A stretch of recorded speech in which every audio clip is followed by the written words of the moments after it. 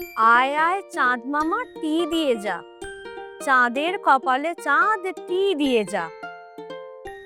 How মাউ খাও, মানুষের গন্ধ পাও। কিরকম আমাদের একটা ছোটবেলার গন্ধ পাচ্ছি জানো। তোমরাও তো এগুলো শুনেই বড় হয়েছো।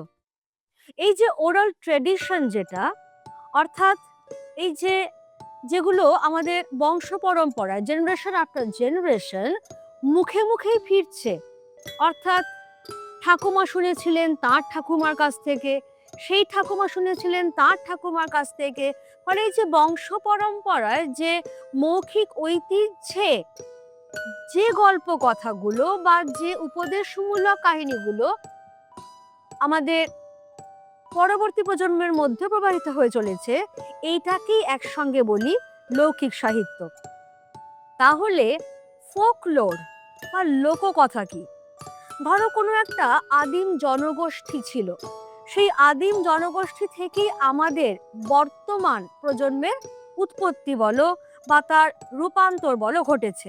ফলে সেই যে আদিম জনগোষ্ঠীটার আত্ম অনুসন্ধান বা নিজেকে খোঁজা, তাদের যে প্রাচীন ঐতিহ্য, তাদের স্বদেশ চেতনা, গৌরব বোধ, অর্থাৎ এই যে নিজেদের জনজাতি সম্পর্কিত যা কিছু, সেই সমস্তই যখন কল্পনা মিশিয়ে স্মৃতির আকার ধারণ করে বংশ পরম্পরায়, ওই যেটা বললাম জেনারেশন আফটার জেনারেশন আমাদের মুখে মুখে ফিরছে, তখন সেটাকেই আমরা বলছি লোককথা বা ফোকলোর। তাহলে প্রথম পয়েন্টটাই যেটা আমাকে বুঝে নিতে হবে সেটা হচ্ছে যে এই লোককথা কিন্তু কেউ প্রথমেই লিখে রেখে যাননি। এগুলো সবটাই মুখে মুখে তৈরি হয়েছে, মুখে মুখেই এগুলো প্রচলিত প্রচারিত হয়ে এসেছে, একটা প্রজন্মে নয়, প্রজন্মের পর প্রজন্ম ধরে। ফলে এটা যেরকম মুখে মুখে রচিত, তেমনি এটা কোনো এক প্রজন্মের সৃষ্টি নয়, তেমনি এটা আবার কোনো একজনেরও সৃষ্টি নয়, অনেকে মিলে বানিয়েছে, বিভিন্ন সময় বানিয়েছে, একটা গোষ্ঠীবদ্ধতার পরিচয়। ফলে এবার আমাদের বুঝতে হবে যে তাহলে কোনগুলোকে আমরা ফোকলোর বা লোককথা বলে চিহ্নিত করব। অনেক রকম আছে, যেমন ধরো উপকথা বা পশু কথা, নীতি কথা, রূপকথা, বীর কথা বা বীর গাথা, হিরোইক টেলস যেটা, পুরাণ কথা, রোমাঞ্চ কথা, স্থানিক কথা, এইগুলোই তো এক একটা লোককথার ভাগ বা উপবিভাগ, যাই বলো না কেন। এবার যদি আমি বলি যে আচ্ছা এই পশু কথা আমরা এইমাত্র তুললাম, পশু কথা বা ফেবলস কি? ছোটবেলা একটা গল্প অনেকেই আমরা পড়েছি, সেটা হচ্ছে একটা শিয়াল আর একটা বকের গল্প। শিয়াল সে একদিন বককে তার বাড়িতে নেমন্তন্ন করেছে যে আমার বাড়িতে অমুক দিন এসো, খাওয়া দাওয়ার আয়োজন করেছি। বক সরল মনে সাদাসিধে চরিত্রে মানুষে সে গেছে।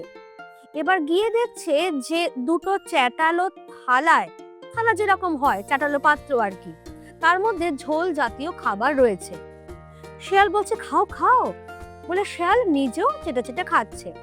এবার তোমরাই বুঝে দেখো বেচারা বক কি করে খাবে, তার তো ওই সরু ঠোঁট, সেটা দিয়ে সে ঝোলটা খাবে কি করে? সে তাকিয়ে তাকিয়ে দেখছে। শিয়াল বলছে আরে খাও খাও, কেন ভালো লাগছে না খেতে? মানে বোঝাই যাচ্ছে যে বককে ঠকাবার জন্য সে সমস্ত কিছু করেছে। বক কিচ্ছুটি বললো না, চুপচাপ সে অপমানটা সে সহ্য করলো, বাড়ি চলে এলো। তারপর ৩-৪ দিন বাদে আবার শিয়ালের সঙ্গে দেখা। বললো ভাই তোমার বাড়িতে সেদিন খুব দারুণ খেয়েছিলাম জানো তো, তো তুমিও একদিন এসো না আমার বাড়িতে। শিয়াল বলে হ্যাঁ আসবো নিশ্চয়ই। নির্দিষ্ট দিনে শিয়ালও গেছে সেই বাড়িতে। এবার গিয়ে দেখছে বক কিরকম আয়োজন করেছে, লম্বা গলাওয়ালা দুটো কলসি মতো রয়েছে, তার তলাতে রয়েছে খাবারটা। খাও খাও ভাই খাও, বলে বক দিব্যি তার ওই সরু লম্বা ঠোঁটটা ওই সরু লম্বা গলাওয়ালা কলসির মধ্যে দিয়ে দিয়ে খাবার খাচ্ছে। এবার শিয়াল কি করে সেই সরু লম্বা গলাওয়ালা সেই বোতল বা কলসির মধ্যে মুখ ঢোকাবে, সেটা পারছেই না। সে তখন বুঝতে পারছে টিট ফর ট্যাট, যে ঢিল মারলে পাটকেলটি খেতে হয়। আমি সেদিন ইচ্ছে করে বককে ডেকে অপমান করেছিলাম, বকও আজকে আমাকে মোক্ষম জবাবটা দিয়েছে। ফলে এই ধরনের যে গল্পগুলো, যেখানে দেখবে কোনো মানুষ থাকে না, বরং জীবজন্তু পশু পাখি সেখানে প্রধান হয়ে ওঠে, এবং তাদের আচার আচরণের মধ্যে কিন্তু আমরা মানুষের কোনো না কোনো চরিত্র বৈশিষ্ট্য পাই। কেউ হয়তো বুদ্ধিমান, যেমন খরগোশকে আমরা বরাবর বুদ্ধিমান পাই। কেউ হয়তো বোকাশোকা, যেমন হাতি। কেউ হয়তো ধূর্ত, শ্রুড, যেমন শিয়াল। কারোর মধ্যে হয়তো রাজা সুলভ গাম্ভীর্য বা নেতৃত্ব দেবার যে ক্ষমতা, যেমন সিংহ মহারাজ। ফলে এই যে পশু কথার মধ্যে আমরা জীবজন্তুকে পাবো, এবং জীবজন্তুগুলোর যে চারিত্রিক বৈশিষ্ট্য তার সঙ্গেই মানুষের চরিত্রে কোনো না কোনো বৈশিষ্ট্যকে মেলানো থাকবে। আর গল্পগুলো কিন্তু বেশ মজাদার হয়, শুনতে ভালো লাগে আমাদের, কোথাও কোনো বোরিং বলে মনে হয় না। একই সঙ্গে গল্পগুলো কিন্তু আমাদের একটু নীতির পাঠও দিয়ে যায়, যেমন বুদ্ধি যার বল তার, যেটা এইমাত্র বললাম যে ঢিল মারলে তোমাকে পাটকেলটিও খেতে হবে। আর সবচেয়ে বড় কথা, একটা ইটারনাল ট্রুথ বা চিরকালীন সত্য, মানে ওই যে গল্প ছোটবেলায় আমরা পড়েছিলাম, এখনো সেই গল্পটা যখন আমরা পড়ি বা সেই ধরনের গল্পগুলো আমরা যখন শুনি, এখনকার দিনেও কিন্তু সেগুলো সমান প্রাসঙ্গিক। ফলে একটা চিরন্তন জীবন সত্য বা ইটারনাল ট্রুথের পরিচয় আমরা কিন্তু ফেবলসে পাই। এবার এসো তো রূপকথায়। লোককথার আরেকটা বিশেষ ধারা হচ্ছে রূপকথা। ধরো রূপকথার যে কোনো, আমি কিন্তু বাংলার কথাই বলছি, ঠাকুরমার ঝুলি, সেখানে তুমি অনেক রূপকথার গল্প পাবে। রূপকথার গল্পে কিরকমটা হয়, এক যে ছিলেন রাজা, তার দুই রানী, সুয়োরানী আর দুয়োরানী। সুয়োরানীকে রাজা খুব সুখে রেখেছেন, 7 মহলা বাড়ি দিয়েছেন, 700 দাসদাসী দিয়েছেন। আর দুয়োরানীকে দু চক্ষে দেখতে পারেন না, ওই তো ভাঙা কুটিরে থাকতে দিয়েছেন, ছেঁড়া কাঁথায় দুয়োরানী শুয়ে থাকে। আর সেই দুয়োরানীর যে ছেলে রাজপুত্র, সেই কিন্তু বড় হয়ে মায়ের দুঃখ দূর করে।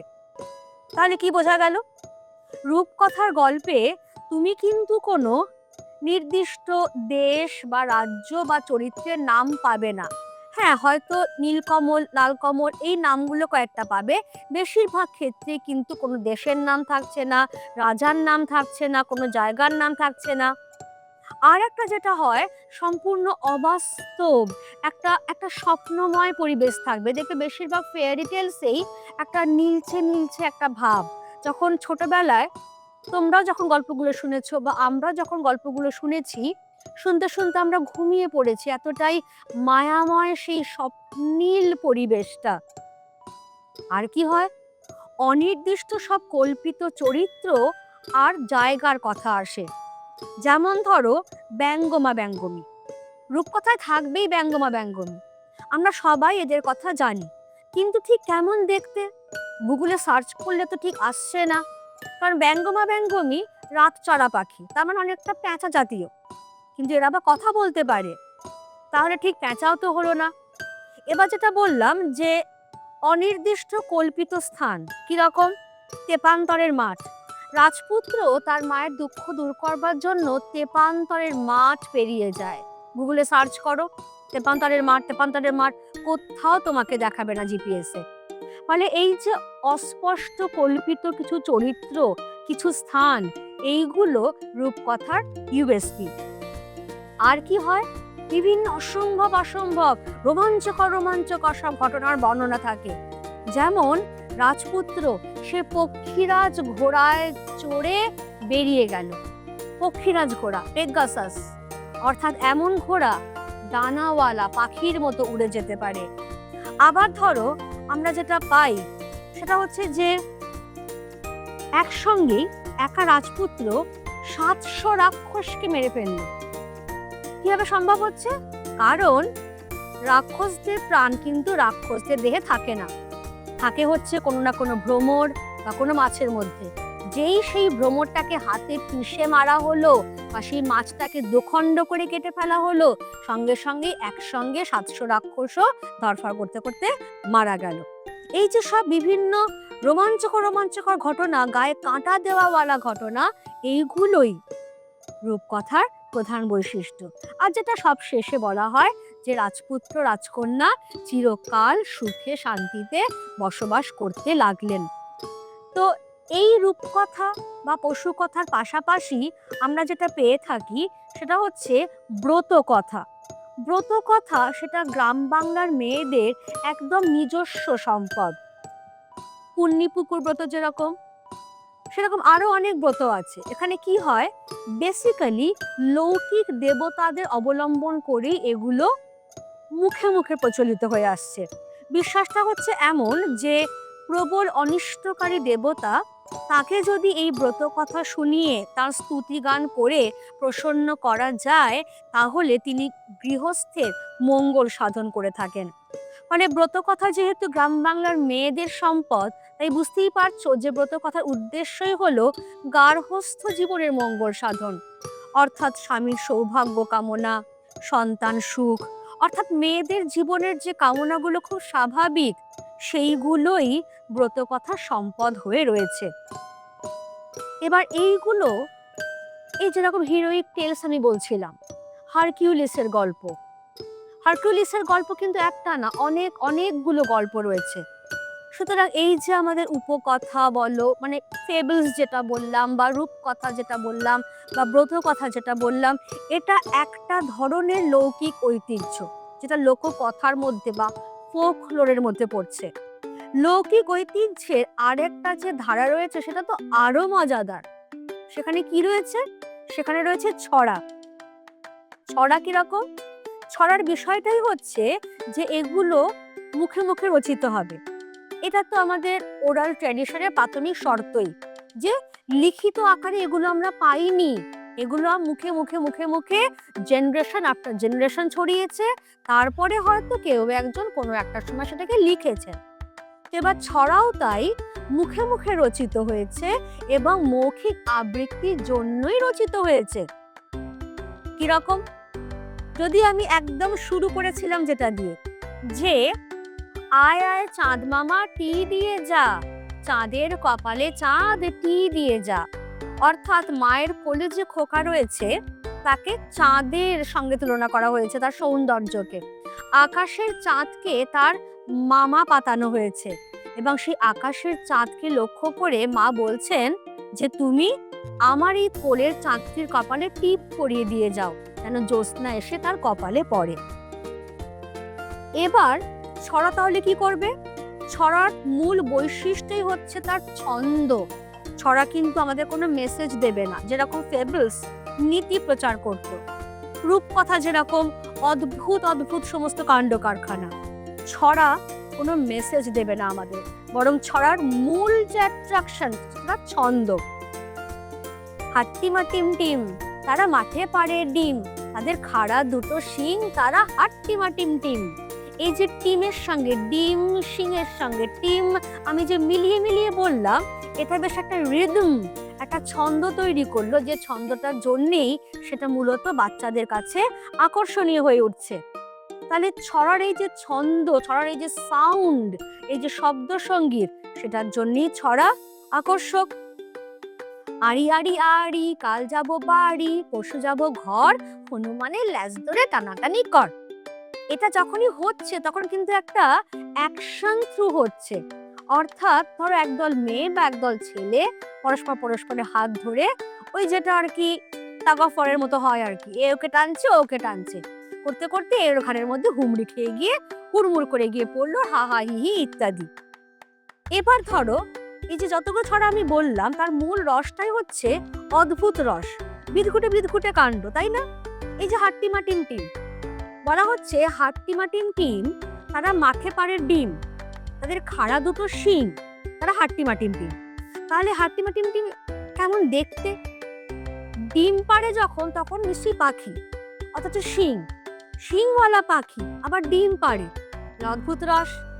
আবার ধরো চাঁদ উঠেছে ফুল ফুটেছে কদমতলায় কে, হাতি নাচছে ঘোড়া নাচছে খুকুমনির বে। হাতি নাচছে ঘোড়া নাচছে, ইমাজিন করো তো একবার সিনটা, যে একটা হাতি দুপা তুলে নাচতে আরম্ভ করলো, একটা ঘোড়া চিহি করে দুপা তুলে নাচতে আরম্ভ করলো। এই যে অদ্ভুত রসের সঞ্চার করছে, সেজন্যই ছড়া উচ্চারণ মাত্রেই আমাদের ঠোঁটের কোণায় আমরা যখন যারা বড় হয়ে গেছি তাদের ঠোঁটার কোণের কোণেও কিন্তু একটা হাসির ঝিলিক দিয়ে উঠবেই।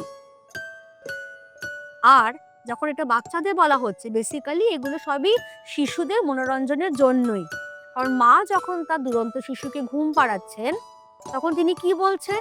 ঘুম পাড়ানি ছড়া বলছেন, যে ঘুম পাড়ানি মাসি পিসি মোদের বাড়ি এসো, খাট নেই পালঙ্ক নেই, খোকার চক্ষু পেতে বসো।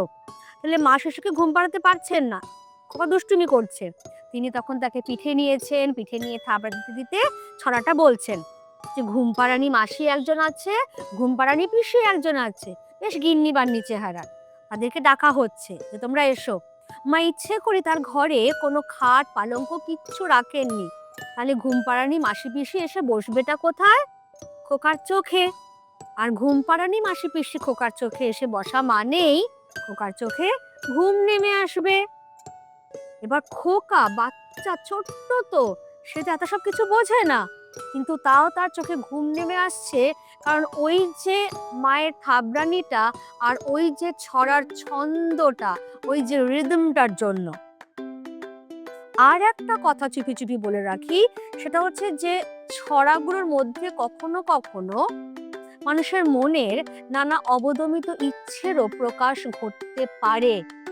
যেমন কোনো মা যখন তার শিশু কন্যাকে নিয়ে ছড়া কাটেন, দোল দোল দুলুনি রাঙা মাথায় চিরুনি, বর আসবে এক্ষুনি নিয়ে যাবে তক্ষুনি। তাহলে এই যে শিশু কন্যার জন্য মায়ের যে একটা অবদমিত ইচ্ছে যে আমার মেয়ে ভালো ঘরে বিয়ে হবে বা ভালো বর পাবে সে, এই অবদমিত ইচ্ছের প্রকাশও কিন্তু ছড়ায় ঘটতে পারে।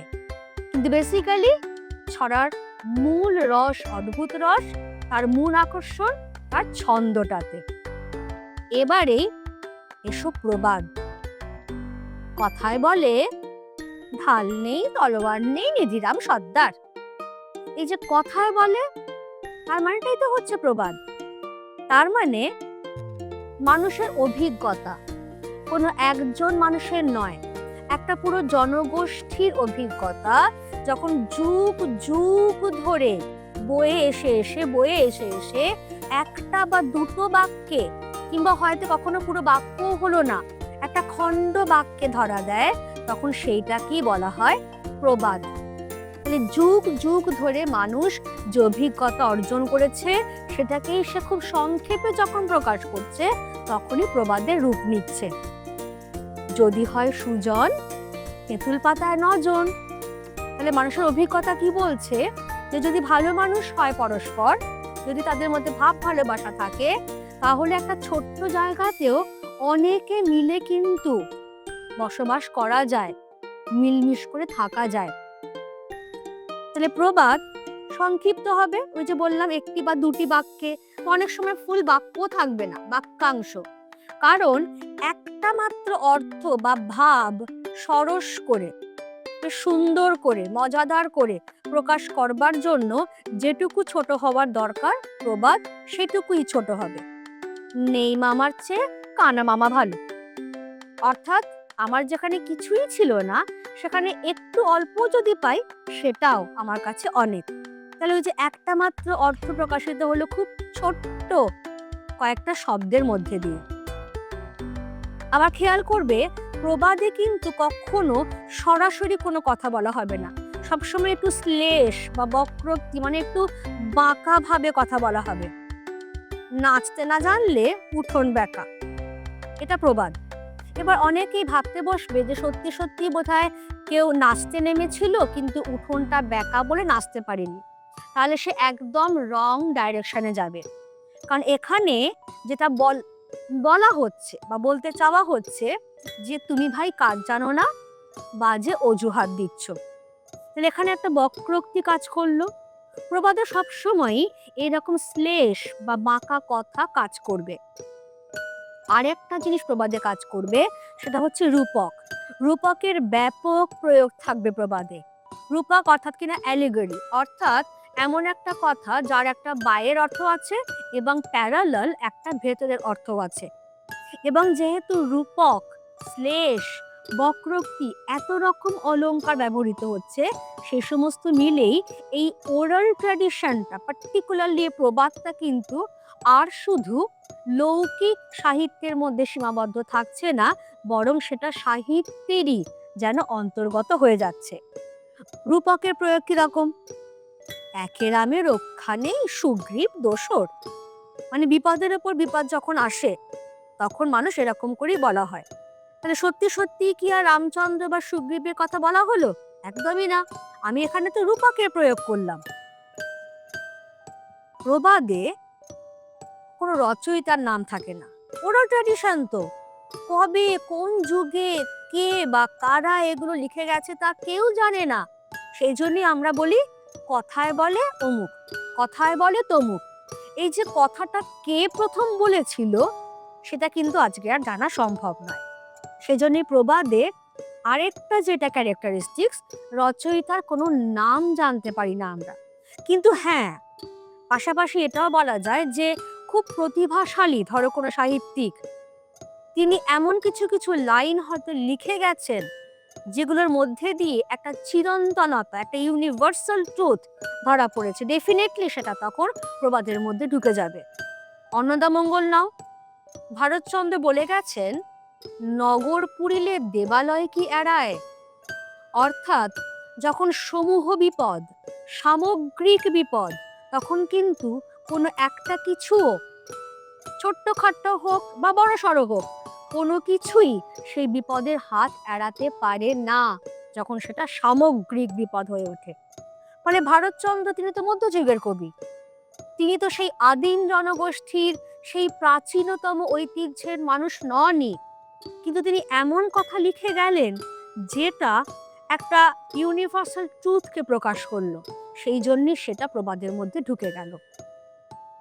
এবার যেটা আমি বারবার বলছি যে প্রবাদে সবসময় একটা ইউনিভার্সাল ট্রুথ বা চিরন্তন সত্য প্রকাশিত হবে, যেটা কোনো নির্দিষ্ট স্থান বা সময় বা কোনো পাত্র বা ব্যক্তি বিশেষের মধ্যে সীমায়িত থাকবেই না। সেটা শাশ্বত, সেটা সর্বজনমান্য, অর্থাৎ সব জায়গায়, সব সময়ের জন্য, সববার জন্য প্রযোজ্য হবে। আর সবচেয়ে বড় কথা, প্রবাদ এত পপুলার কেন? তিনটে জিনিস একসঙ্গে মিলেছে এখানে। তার সহজ সরল প্রকাশভঙ্গি, তার ভাষার যে সহজতা, আর খুব সাধারণ বুদ্ধির অসামান্য প্রকাশ। কিরকম? সোজা আঙুলে ঘি না উঠলে আঙুল বাঁকাতে হয়, এটা সবাই শুনেছো তোমরা। তার মানে কি সত্যি সত্যি এখানে কোনো ঘিয়ের শিশি, ঘিটা ফুরিয়ে এসেছে বলে সোজা আঙুলে উঠছে না, আঙুল বাঁকাচ্ছি সমস্ত? একদম নয়। অর্থাৎ যদি ভালো কথায় কাজ না হয় তাহলে কৌশল অবলম্বন করতে হবে, এটাই বলা হচ্ছে। তাহলে এই যে খুব সাধারণ বুদ্ধির অসামান্য প্রকাশ ঘটলো, খুব সহজ সরল ভাষায়, সহজ সরল ভাবে, এইটাই প্রবাদকে করে তুলছে অসামান্য। এবার চলে এসো ধাঁধাতে। বন থেকে বেরুলো টিয়ে, সোনার টোপর মাথায় দিয়ে। আমি তোমাকে বললাম, বলে উত্তর কি হবে?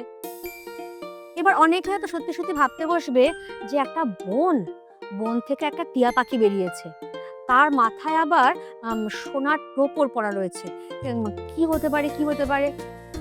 সে কিন্তু পুরো ভুল দিকে হাঁটছে, কারণ এটাই তো ধাঁধা। কারণ যেটা আমি বলছি সেটা আমি বলছি না, আমি এর মধ্যে দিয়ে অন্য কিছু মিন করতে চাইছি। আনারস সবুজ রঙের দেখতে হয়, যখন পেকে পেকে আসে তখন তার মাথার ওপরে যে ঝোপের মতো পাতাগুলো হলদে রঙের হয়ে যায়। সোনার রংটা কিন্তু এরকম হলদেটে রঙের, তাহলে টিয়া পাখির রং আবার সবুজ, তাহলে আনারসটা বেসিক্যালি সবুজ আর পাতাগুলো হচ্ছে হলদেটে। এটাই হচ্ছে ধাঁধার মজা। তাহলে ধাঁধা বা রিডল বা এনিগমা, ধাঁধা কথাটা এলো কোথা থেকে? ধন্দ, সংস্কৃত ধন্দ শব্দটা থেকেই ধাঁধা কথাটা এসেছে। ধন্দ মানে কি? সন্দেহ। তাহলে ধাঁধার নাম ধাঁধা হয়েছে এই সন্দেহটার জন্যে। মানে ধাঁধার অর্থ সবসময় সুস্পষ্টভাবে বোঝা যায় না, বা ধাঁধার উত্তরটাও ঠিক হলো কিনা সেই নিয়ে উত্তরদাতার মনের মধ্যে একটা সন্দেহ থেকে যায়। সেই জন্যেই ধাঁধা ধাঁধা বলেই পরিচিত। তাহলে কাকে বলা হবে ধাঁধা? এখানেও একই ব্যাপার, ধাঁধা কোনো একজনের তৈরি নয়, অনেকে মিলে বানিয়েছে। ধাঁধা মৌখিক ঐতিহ্যে প্রবাহিত হয়ে এসেছে। তার মধ্যে যে প্রশ্ন থাকবে সেটা চাতুর্যময় প্রশ্ন থাকবে, যার মধ্যে একটা ডিপ ইনার মিনিং বা গূঢ় অর্থের ব্যঞ্জনা থাকবে। তোমাকে সেই প্রশ্নের উত্তর দিতে গেলে বুদ্ধি খাটাতে হবে। এই বুদ্ধি খাটাতে খাটাতেই তোমার চিন্তা শক্তির উৎকর্ষ বাড়বে, তুমি অনেক অনেক বেশি চিন্তা করতে পারবে। আর সবচেয়ে বড় কথা, যখন তুমি ধাঁধাটার একটা উত্তর বার করতে পারবে, একটা নির্মল আনন্দ পাবে তুমি। এই যে নির্মল আনন্দ দান, এটাই ধাঁধার মূল উদ্দেশ্য। আর সবচেয়ে বড় কথা, তখন বুঝতে পেরে গেছো যে ধাঁধা মানে সেখানে একটা প্রশ্ন থাকবে, প্রশ্নের আকারে ধরা থাকবে। তাহলে ধাঁধায় কি থাকছে? বুদ্ধিদীপ্ততা। ধাঁধায় থাকছে চাতুর্যময় প্রশ্ন, অর্থাৎ সরাসরি বললাম না যে তোমার নাম কি, বরং আমি কিরকম বললাম, তোমাদেরকে আমি ধাঁধা দিচ্ছি একটা। ছোট্ট প্রাণী হেঁটে যায়, আস্ত পাটা গিলে খায়। অনেকেই ভাবতে বসেছে ছোট্ট প্রাণী, সে আবার আস্ত পাটা গিলেও খাচ্ছে, কোন প্রাণী কোন প্রাণী। আবার বললাম ভুল জায়গায় যাচ্ছ, ভুল দিকে যাচ্ছ। আস্ত পাটা গিলে খায়, আস্ত পাটা ঢুকে যাবে তোমার জুতোর মধ্যে। তাহলে জুতোটাই হচ্ছে সেই ছোট্ট প্রাণী যেটা গুড়গুড় গুড়গুড় করে হেঁটেও যাচ্ছে, যার মধ্যে আস্ত পাটা ঢুকেও থাকছে। তাহলে এই যে একটা চাতুর্যময় প্রশ্ন, সরাসরি বললাম না, চাতুর্যময় প্রশ্ন, যে প্রশ্নের উত্তর দেবার জন্য তোমাকে ভাবতে হচ্ছে। ফলে ধাঁধার বৈশিষ্ট্যই হচ্ছে তার বুদ্ধিদীপ্ততা, তার চাতুর্যময় প্রশ্ন, যার উত্তর দেবার মধ্যে দিয়ে তুমি জগৎ আর জীবন সম্পর্কে অনেক অনেক বেশি জানতে পারবে। আর ধাঁধাগুলো কিন্তু খুব বড় বড় হয় না, ছোট্ট ছোট্ট হয়, কিন্তু হ্যাঁ মননধর্মী হবে। চিন্তা করতে হবে তোমাকে ধাঁধাটা নিয়ে। আর তার বিষয়ের মধ্যে ঠিক প্রবাদে যেরকম ছিল, ধাঁধাতেও তাই একটা চিরন্তনতা থাকবে, যেটা এখনকার জন্যও সত্যি, আগেকার জন্যও সত্যি ছিল, পরেকার জন্যও একই রকম সত্যি থাকবে। আর ধাঁধার উত্তর ভাবতে ভাবতে তুমি চারদিকটা দেখছো যে কার সঙ্গে মিল পাচ্ছি, কার সঙ্গে মিল পাচ্ছি। ফলে সূক্ষ্ম পর্যবেক্ষণ শক্তি ডেভেলপ করবে, তোমার অবজারভেশন পাওয়ার ডেভেলপ করবে, তোমার চিন্তা শক্তি বাড়তে থাকবে ক্রমশ। আরো কিভাবে সমাধান করা যায়, এর কি উত্তর হতে পারে। আর যখন তুমি উত্তরটা দিতে পারবে, ইয়েস পেরেছি, একটা নির্মল আনন্দ, আর কিচ্ছু না। যেমন আমি যদি বলি মুখ নাই কথা বলে, পা নাই হেঁটে চলে, কি থাকতে বসতে সবাই যে মুখ নেই কথা বলছে, পা নেই হেঁটে চলছে, কি হতে পারে কি হতে পারে। পেন চুবোতে চুবোতে অর্ধেক পেনটাই খাওয়া হয়ে গেল। সময়, কারণ সময়ের মুখ নেই, কিন্তু সময়টা জানিয়ে দেয়। সময়ের পা নেই বটে, কিন্তু সময় থেমে থাকে না, সে কিন্তু সমানে চলছে। তাহলে সময়টাই হচ্ছে এই ধাঁধাটার উত্তর। সত্যজিৎ রায়ের ফেলুদার গল্পে অনেক অনেক ধাঁধা পাবে। যেমন ফেলুদার নাম, ভালো নামটা নিয়েই ধাঁধা আছে, সন্ধ্যা শশী বন্ধু। ফেলুদা ভালো নাম কি? প্রদোষচন্দ্র মিত্র। প্রদোষ মানে সন্ধ্যা, চন্দ্র অর্থাৎ শশী, মিত্র মানে বন্ধু। তাহলে এই যে প্রদোষচন্দ্র মিত্র, এটাকে আমি ধাঁধা হিসেবে দিলাম সন্ধ্যা শশী বন্ধু। তাহলে মানুষের নাম নিয়েও কিন্তু ধাঁধা তৈরি করা যায়। এইটাই হচ্ছে ধাঁধার মজা। আর এই সবটাই হচ্ছে আমাদের লৌকিক সাহিত্যের মজাদার বিষয়, যে কোথাও ছন্দপ্রধান ছড়া, কোথাও মানুষের অভিজ্ঞতা সমৃদ্ধ প্রবাদ, কোথাও প্রশ্নোত্তরের আকারে ধাঁধা, কোথাও বা রূপকথা, কোথাও বা ফেব্রুস, সমস্ত কিছু নিয়ে আমাদের জনজাতিটা, তার শেকড়টা কোথায়, সেই উৎসে আমরা ফেরবার চেষ্টা করি সবসময় এই লৌকিক সাহিত্যের মাধ্যমে। এবার তাহলে যেটা আমি পড়ালাম সেটাই যদি একটা ছোট্ট ডায়াগ্রাম ফর্মে আমি দিই, লৌকিক সাহিত্য, যার মধ্যে একটা ধারায় ফোকলোর বা লোককথা, রূপকথা, পশুকথা, বীরকথা, ব্রতকথা ইত্যাদি, যেখানে সাধারণ লোকজীবন, একদম মাটির সঙ্গে মিশে থাকা যে লোকজীবন, তাদের কথা আসছে। আর একটা ধারায় রয়েছে ছড়া, যেটা ছন্দপ্রধান, প্রবাদ, যেখানে মানুষের যুগ যুগের অভিজ্ঞতা থাকবে, আর ধাঁধা, যেখানে চাতুর্যময় বেশ কৌশলপূর্ণ প্রশ্ন আর তার বুদ্ধিদীপ্ত উত্তর থাকবে। সব মিলিয়ে হয়ে যাচ্ছে আমাদের লৌকিক সাহিত্য। ক্লিয়ার?